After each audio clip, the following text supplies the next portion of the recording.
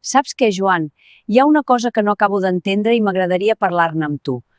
Jo sempre he pensat que els països catalans haurien d'estar més units, perquè al final tots parlem la mateixa llengua, amb les nostres variants.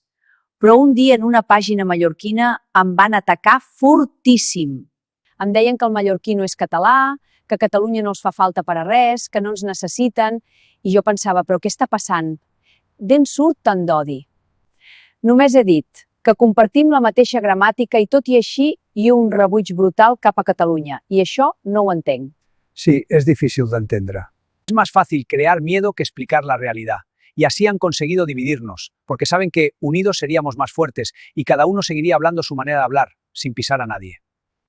El fet que governi el PP i Vox a Mallorca ja mostra l'enorme colonització espanyola que hi ha a les illes.